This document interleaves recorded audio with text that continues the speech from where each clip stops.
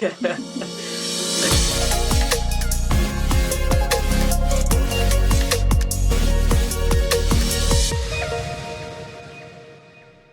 Mohammed, good afternoon. How are you? No, not doctor. You're not a...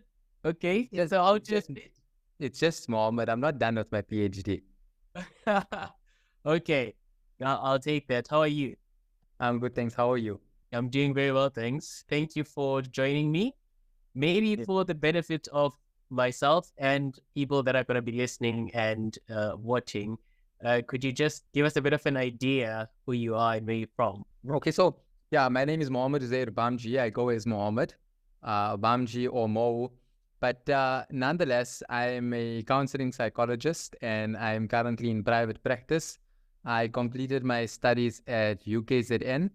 Well, my master's was at UKZN, and yeah, my undergrad was through the Northwest University. So yeah, currently I'm practicing in Johannesburg. I'm originally from Middelburg though, but nonetheless, I'm now in Johannesburg full time. I still do have a practice in Middelburg that I do attend to, but where I am currently is Gauteng, Johannesburg, within the Rosebank area. That's where I'm practicing. I also work in the hospitals. Got a few hospitals in Johannesburg which I work with.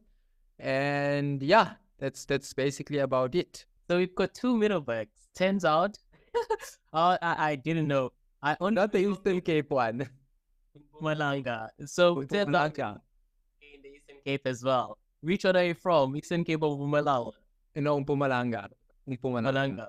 Okay. Why psychology? Why decide to pursue psychology? So, when you look at psychology in general, right? How many times do you actually see people of color in psychology? It's very limited. All psychologists that I know are people of color, many, in fact. Mm-hmm. But yeah, where I'm from, Middelburg or Mpumalanga, there wasn't like psychologists of color in the town. That's the first thing. Now, to take that even further, I've been to other psychologists before in the past. It was difficult to connect as well. Simply there was like a barrier, religious, cultural barrier that was there. I said, you know what? How do we actually do this? How do we do this?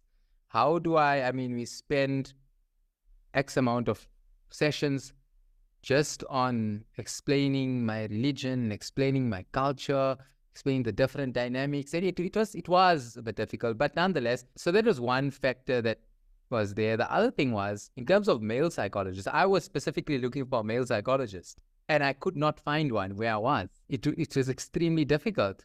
So that obviously prompted psychology, but there's a whole backstory before that. Obviously, as a teen, growing up, going through various adversities in life, not even knowing what psychology is. Again, within the Indian culture, psychology is like taboo, it's frowned upon, unfortunately. So there was this imbalance that was there, and I was noticing that, you know what, there's something lacking from here. And the moment you say, you know what, go to psychology, there's a negative stigma to it. And I said, you know what, it's something that I needed. I looked for a male psychologist. Specifically, I looked for a Muslim male psychologist, and I could not find one easily. From Middelburg, I had to drive approximately 2.5 to 2.5 hours at the time just for a male psychologist, a Muslim male psychologist, which was quite difficult, So I said, well, this is, eventually I was intrigued by the field, and I pitched, and I said, this is what I want to do.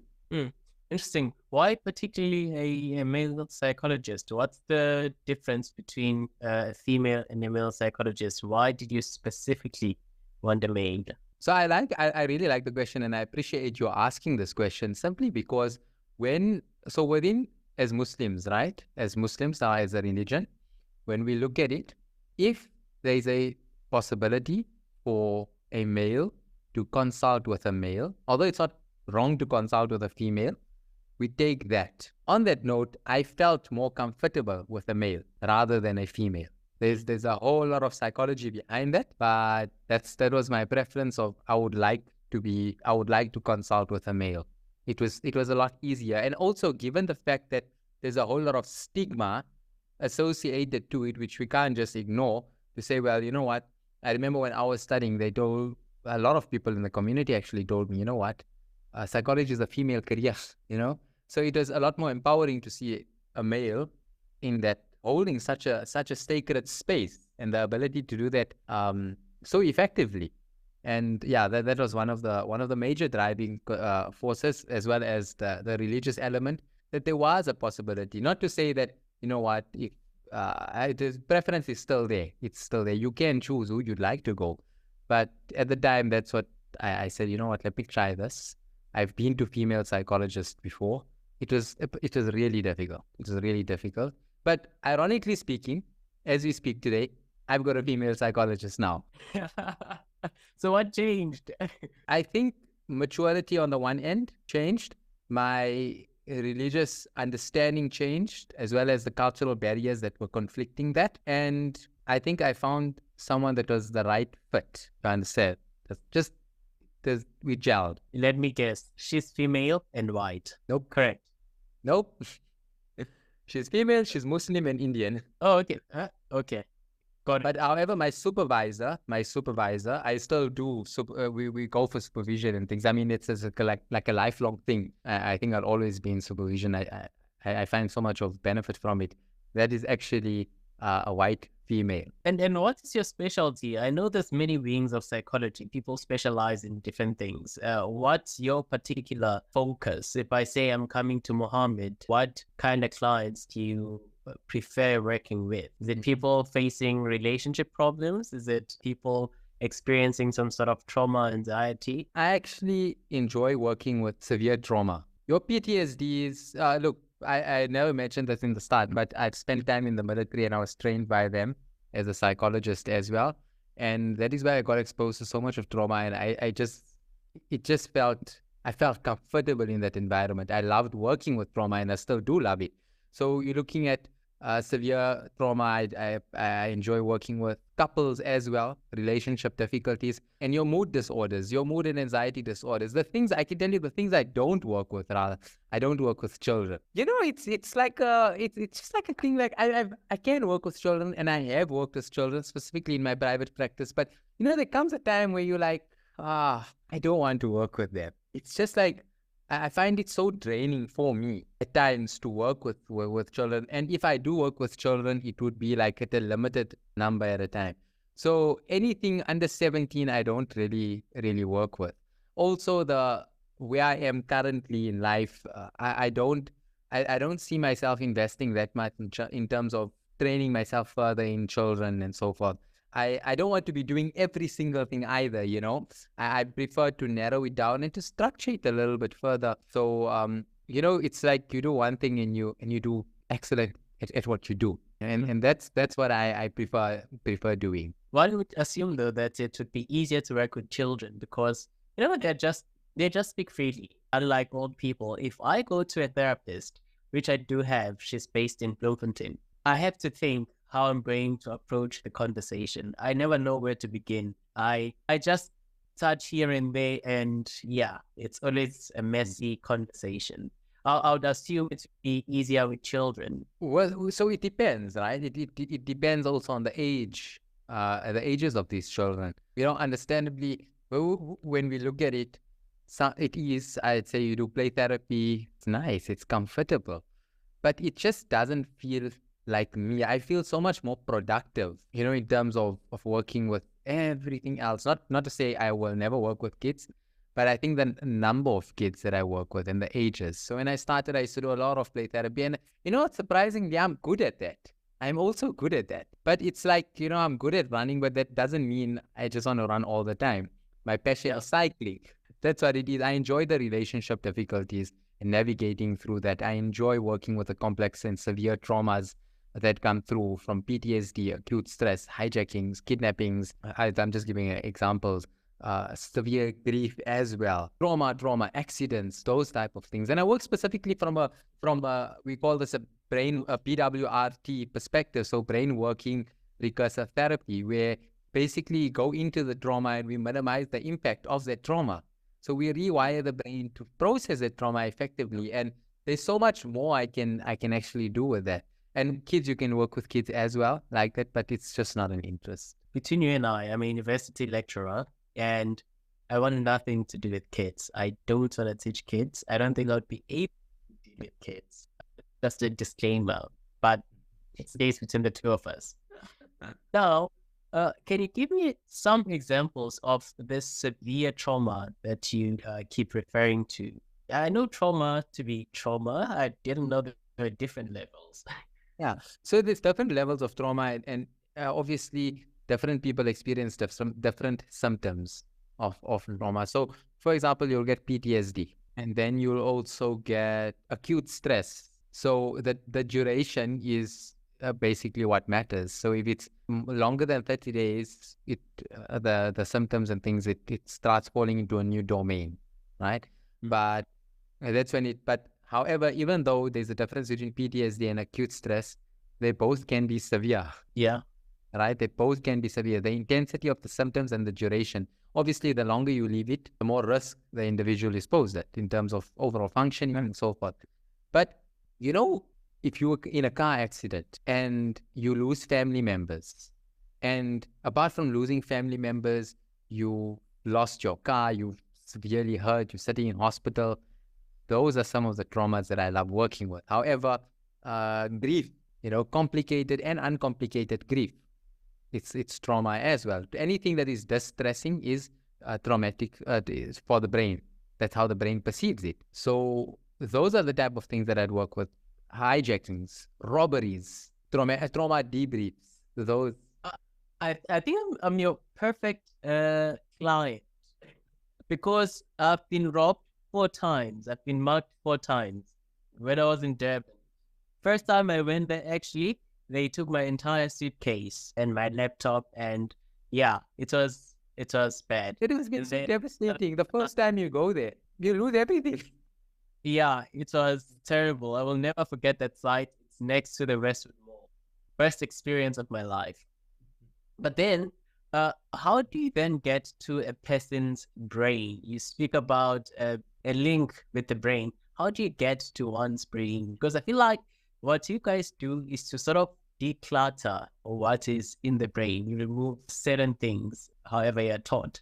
How do you do that? How do you manage to do that? So as I said earlier on, I use something called brain working recursive therapy, BWRT, right? Obviously, I was trained in it and I use it extensively within my practice. So you see, the brain the brain is phenomenal and it's got different parts. But specifically, we go into the memory part of the brain, the hippocampus, right? That's where all your memories are stored. Ultimately, when we use a lot of imagery, a lot of visualization, and you know what's the amazing thing? Think of it this way, yeah, right? Your brain is like a computer, and your computer has a whole lot of files all across the screen. When there's so many files across the screen, what actually happens to the computer?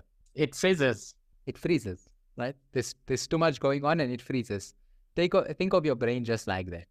This computer, and you've got a whole lot of things going on. Eventually it gets slow and then we freeze. And then we buy the psychologist and then we say, okay, you know what? We need to basically process what is here. Yeah. We need to see what's going on. But the difference between the brain and the computer, the brain has, it's so phenomenal where it knows exactly where there's space, where there isn't space. And we help it, where we use the brain's energy and the brain's potential to navigate its way. So ultimately, we use visualization where once the eyes are closed, and it can even be done with the eyes open. If I have to ask you a question, what did you have for supper 2 weeks ago? Depends when. Right. Notice how you looked with your eyes. You moved your eyes, right? So please stop advising me. so much to say, but it's so phenomenal that you move your eyes to search for the memory in the brain, because that memory is stored somewhere. The eyes form part of the nervous system. So ultimately, we use these type of visualization techniques to access, and the brain fires away. It knows exactly where it's going to go. And the brain fires away and finds the file that's taking the most amount of space. So it goes there, and think of it, it takes that file, and then we start processing that file. We're using different techniques where we go into the memory, we then understand it, we understand the impact that it has, and then we try to process it and look at it from a different perspective to validate our brain. And then obviously there's another technique where you go out and you visualize yourself where somewhere in the future, and then we loop it. We loop those images in your brain. So we teach the brain a new way of processing.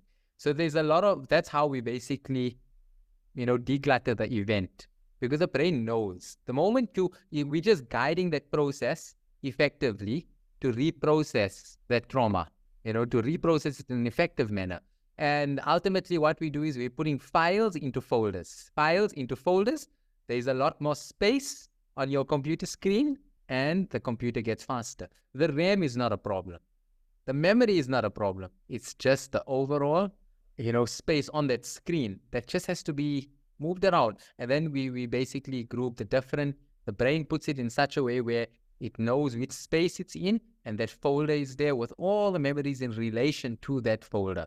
So a simple example, we often hear that work and people take work home. Husband and wife have relationship difficulties. They had a difficult time at work. And as a result, they take their frustration out at home. And then they have an issue with the wife and then with the kids. So ultimately, we'll go to the root cause of it, and it will be the issue at work. And once we process that issue at work, the wife won't matter and the kids won't matter in terms of contributing to the problem. So we see a situation, an event for what it is, and not what we want it to be, not what we assume it to be. That's what it is. If that is what you do, then what stops other psychologists from doing the same thing? Many a times when I go to see my psychologist, she's not the first one that I've been with, and certainly not the last, I can tell you that now. But I'm the one who does the talking. I would spend 55 minutes of the entire 60 talking, and there wouldn't be much contribution from the professional side. And I kind of find that a bit not interesting, but frustrating. So why is it that we have to do the talking when there's psychologists like yourself that can actually do the digging deep and try to get to the gist of the problem and assisting the person? So not to say that they won't do any talking. It can be done without talking as well on your side, but there is talking included. Obviously, when you process, we talk you through the whole thing at times, towards the end. That option is always there. But remember, some psychologists do it out of preference. There's different modalities and different people work effectively in their own ways. This is basically, when you understand your skill, when you understand your strength, this is, as I said earlier on, you choose your thing that you're doing. Maybe it's one thing, maybe it's two things, whatever it may be. You choose it and you do it properly. And you focus on that. And basically, that's what I'm doing. So some psychologists may not want to do it, maybe out of preference. Some psychologists, maybe find other ways they're more comfortable working with, just preference. Well, what would you say frustrates you the most? If you get a client coming to you and you try and initiate a conversation, so you try to get to the gist of the problem, but they just don't know where to start. How do you navigate around that? Because you only have it, I suppose, with your clients. Yeah, so it depends. Actually, I do 45 to 55-minute sessions. Just depends. I don't look a full hour as per se, but nonetheless, I would say, so when that usually happens, we try and resource the client effectively. So to help the brain identify where there's space in the brain, to help the individual identify space in the brain. Once we make some space in the brain, it's like kind of declutters the mind. And once it's decluttered a little bit, so I use a lot of neuro techniques basically. So bilateral stimulation and so forth, So it's quite interesting to see how space actually works up in the brain. But to do that, I use a lot of psychoeducation. So a lot of educating the individuals what the brain actually is. For instance, very quickly, I'll tell you, your nervous system, it's like a container, right? The container of information. And when you look at this nervous system, its job is obviously to hold information online. So to hold the information online, to process that information, and obviously to get the water level lower. And the one rule that it has is that don't spill. So when the water level is 1.5, 2/3 full, we can obviously say it's good stress. The system is aware that it's starting to fill up, but it has space to do something about it. Because in order to actually get some information out, the brain will have to scoop water out of the container. And obviously when we scoop that water out, we make waves. So the brain actually hears and recognizes itself through the pattern of brain waves, which obviously through this electrical firings between the neurons, and obviously I don't know if you heard of the saying, neurons that fire together, wire together, right? I think it's the other way around. Neurons that wire together, fire together. Right. So now we change it. Neurons that fire together, wire together. Right? Okay. So when there is space in the container to make waves, the water obviously can get scooped out, without any spilling of the water so that it can go down. And that's what we call regulation. So when there isn't enough space in the container, or when it's almost full, or when we don't have enough of space to scoop and the waves threaten to spill, the brain interprets it as a threat to survival. And then the flight or fright response is then initiated. And if the response doesn't work to vanquish the stressor, and it obviously may not do that for modern day stress, the brain then makes a capsule around the data that is threatening to spill, and it sends it all the way down into the container in the process called freeze, fold, or fawn, right? Which is obviously to cooperate for survival. So the capsule is stored in unprocessed data, is what we call trauma. And as I mentioned earlier on, it doesn't really have to be big trauma. It's anything that's too much information for the brain that we call trauma. Anything that is distressing to the brain. And when there isn't enough of space in the nervous system to process the information without spilling, then obviously the capsule is made. And now what happens if we have to put a rock in the bucket? If you think of it, what happens if we actually have to put a rock in the bucket? What's it's going to spill? Exactly. The water level rises, then there's spillage.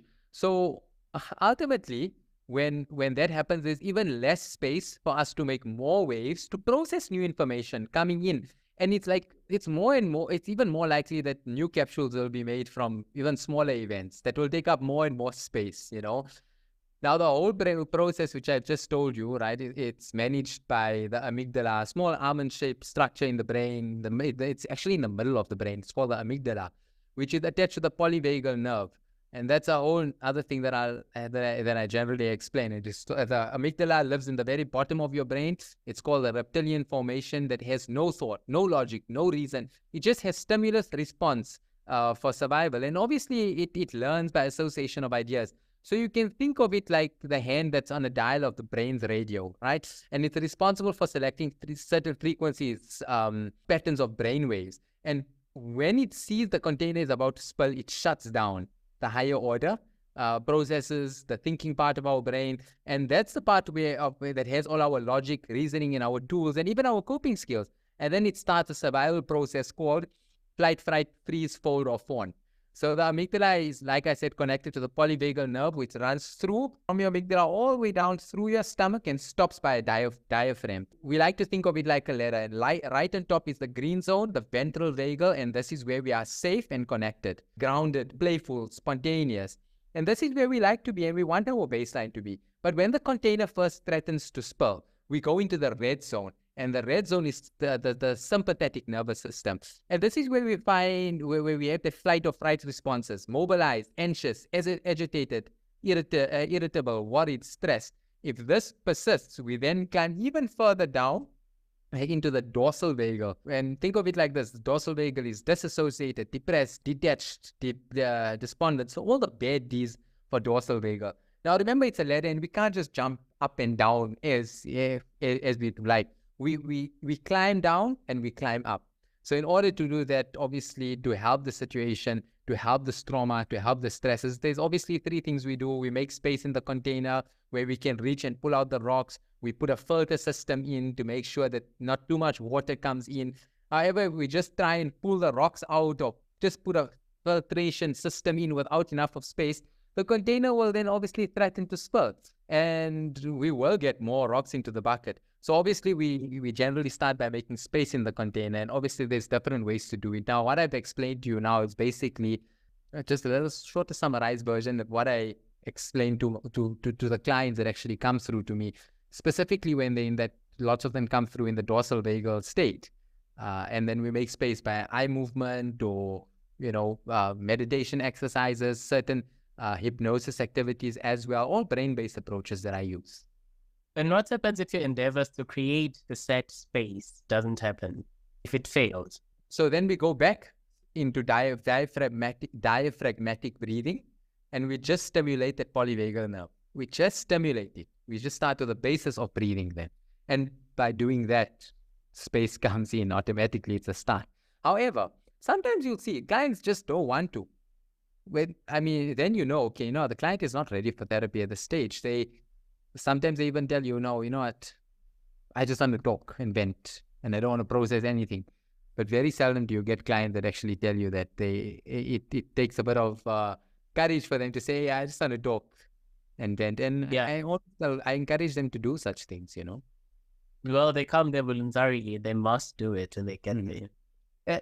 And then, have you ever been in a situation where you are seriously trying to help a client, but then you realize that actually this one's issue is greater than me? I'm going to refer them or do something else. Yes. And sometimes it actually happens. And when it happens, so it hasn't happened that often to me, but it has happened a few times where, I said, this is a bit out of my expertise. And this is what I'll take further. I'm going to now refer you over. And I obviously explain to them and I refer them to a colleague. And sometimes when I do feel it's, over my limit and I can't really manage, and in that moment, I take it then to supervision, because you can be practicing for 20 and 30 years, but still you'll never know it all. Yeah. So that's where we consult with colleagues and they say, okay, you know what, I'm struggling with this, or I need a bit of guidance on that. And they gladly assist. So having a supportive network as a psychologist is also very important. So if I don't refer out, I look at my supervision, and generally cases sometimes do give you a difficult time.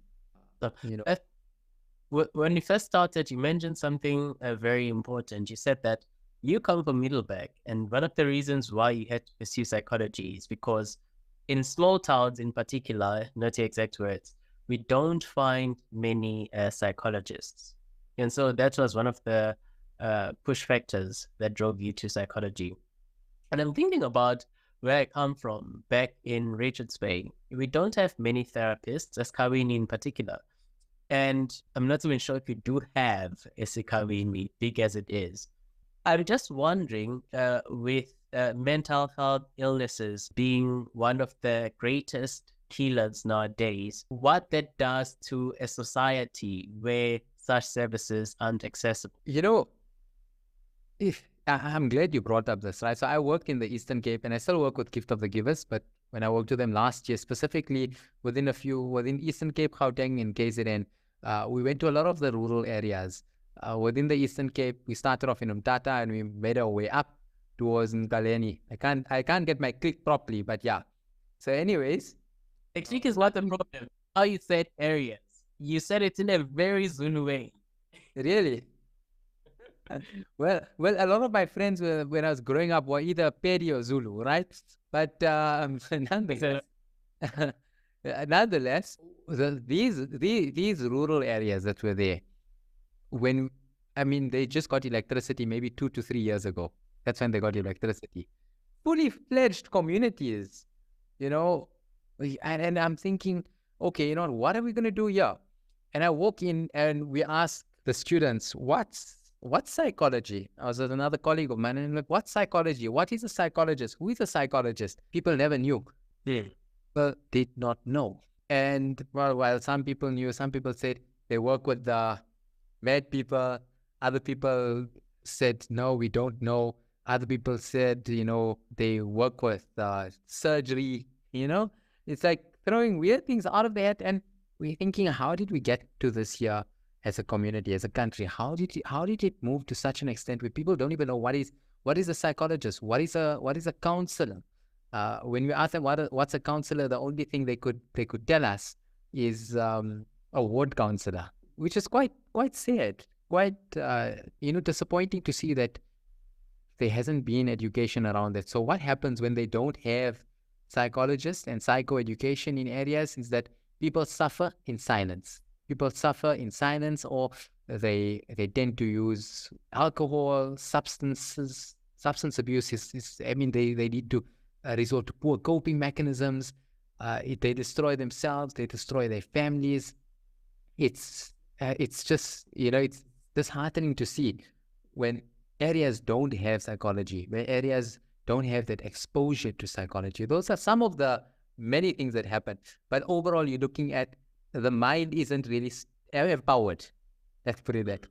Mind isn't empowered to what it could be or what it should be empowered. And there isn't a picture that it looks like, but just overall development is quite important, especially on the psyche. Is it wrong though to rely on alcohol when we are facing some sort of difficulties, trauma, anxiety? I would say poor use of lack of education on how to use alcohol, not understanding the limits. And I definitely wouldn't encourage anyone to use alcohol as a coping mechanism, because then the brain then thinks, and that's why I would say no. It would be wrong to rely on alcohol as a means of coping. You're using for leisure and things. That's a totally different topic. But the moment you tell the brain, you know what, the moment you use alcohol as a means of coping, what you're actually telling the brain is, you know what, I'm sad, Yeah. I'm depressed, I'm anxious, whatever it may be, and let me have this. It's going to make me feel better. And then every time something happens, I'm going to need a drink. And then eventually that drink becomes 2 and 3 and 4. And that's how the brain then equates healing to drinking. That's how it. And unfortunately, I mean, you get your heavyweights and lightweights, right? And unfortunately, it spirals out of control. And then you have to look at the impact of alcohol on the brain. Oh, that's a whole other discussion on its own. So yeah, no alcohol for coping. No alcohol, granted. No alcohol for coping. You mentioned something again, which I find quite interesting. These kids that you were having a conversation with associate psychology with mental illness, some sort of mental illness. And I've sat here and had conversations with quite a number of people in the field. And this seems to be a common belief among our society, especially the South African community, those in rural areas, if I may be specific. And I just wonder what it is that can be done to get rid of that stigma. Because I'm thinking now, what that does is that if I know about psychology or counseling, whatever form of counseling service, and there is this stigma attached to these services, then chances are I'm going to die in silence because I don't want whoever to say nasty things about me, So how do we deal with that? How do we destigmatize this belief around seeking mental health? Almost every single interview or podcast or whatever it may be, they all ask us this particular question. Every presenter would ask this question: how do we destigmatize? So if you look at how mental health was 10 years ago, and we look at what mental health is now, there's been significant growth in both mental health challenges as well as mental health awareness. The amount of people seeking therapy back then versus the amount of people seeking therapy now. There's also, you have to understand that population and things. But all that aside, what has been done for the past 10 years that actually worked for promotion of mental health? Awareness. How do we create awareness? Now, that is the very, very important part, right? How do we actually create awareness? So you're looking at on television, just like what you're doing. I mean, podcasts, radio shows, social media. But back then, there wasn't that much of attention given to mental health overall. So in terms of eradicating the stigma of mental health, we need more people to actually go out there and talk about mental health. And not only the young, the old as well. The youth, adults, people need to go out there and speak. Mental health advocates need to come up and say, well, you know what?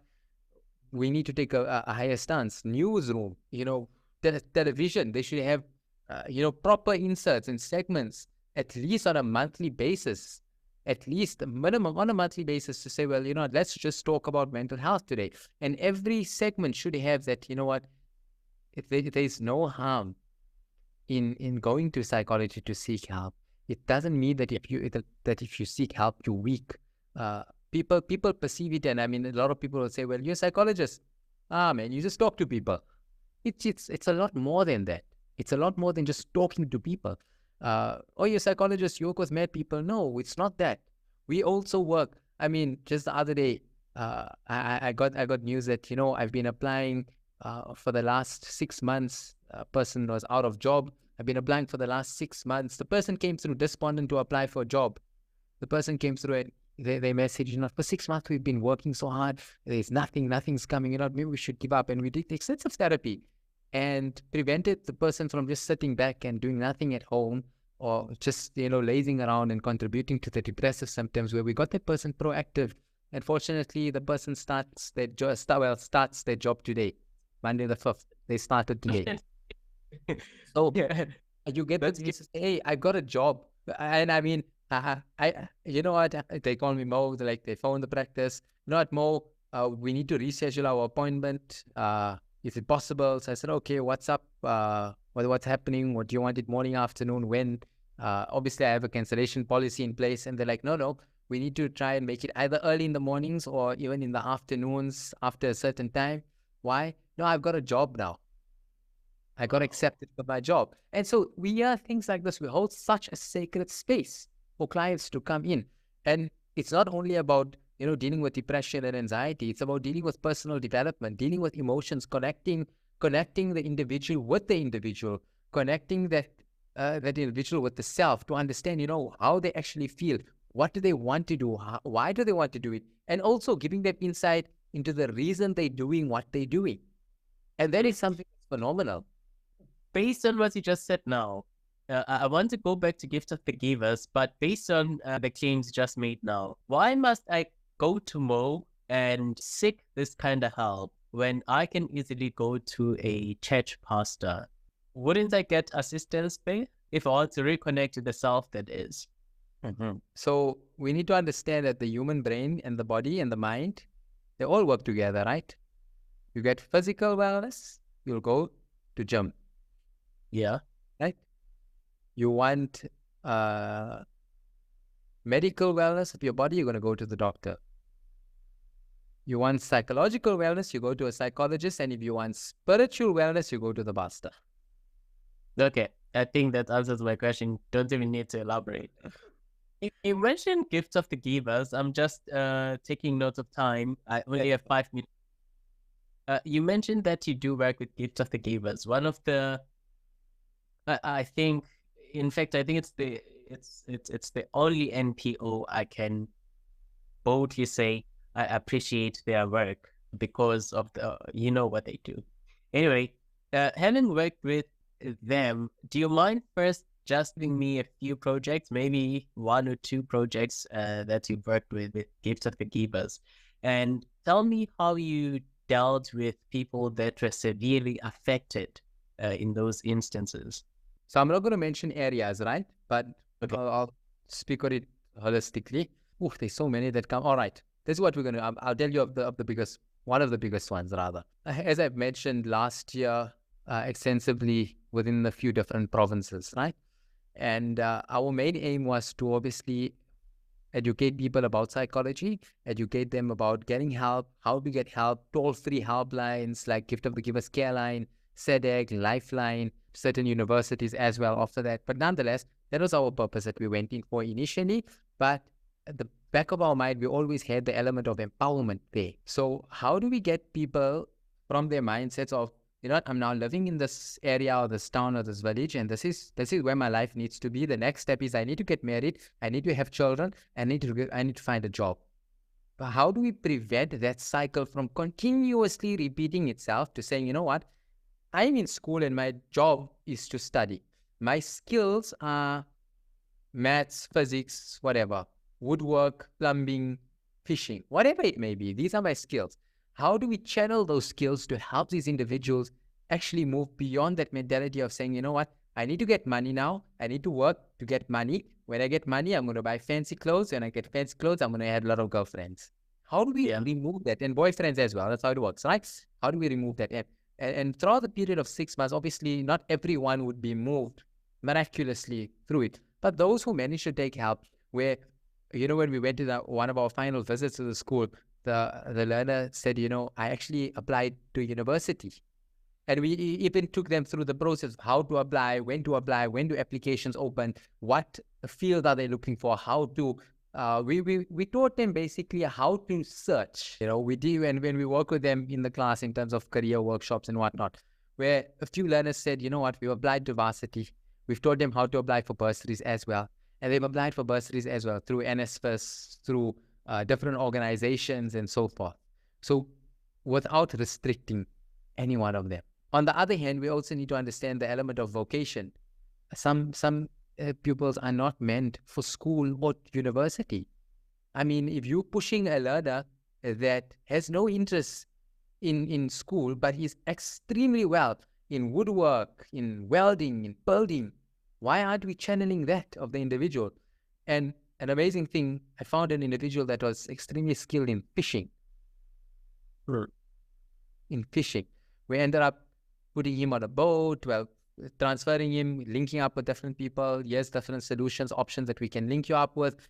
Go and empower yourself on these levels here. And obviously that's the level that he contemplated taking. And eventually he said, no, you know what, this is more of a hobby. It's not a thing, but I'm going to go into building. The other one was doing plastering. He was doing excellent with plastering. We linked him up with the correct individuals. Well, we never linked him. We helped him link himself up. And he went in. So to see these individuals empowering themselves at a later stage where it's not one person's life that's changed. They've got siblings, they've got parents at home, they've got aunts, aunties, uncles, all over out there, cousins. It's, the element of Ubuntu. Yeah. It goes back. It goes back. So that's what it is. A simple way of how I managed to study. I mean, I never studied on my parents' wealth, and my parents could not afford to put me through varsity. I went through a bursary.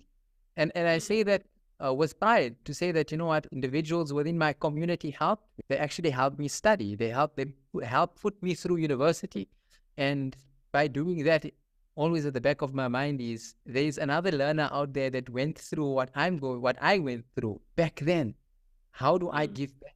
And that's something which we do through Gift of the Givers, through my own personal capacity and so forth. So that's more about empowerment of the mind. That's super amazing. I don't want to take much of your time. Give you a last question. If you want one last question, you can go for it.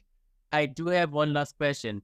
If my audience, I'm gonna call them my audience, if anybody is listening or watching right now, how do they get hold of you if they are around Johannesburg?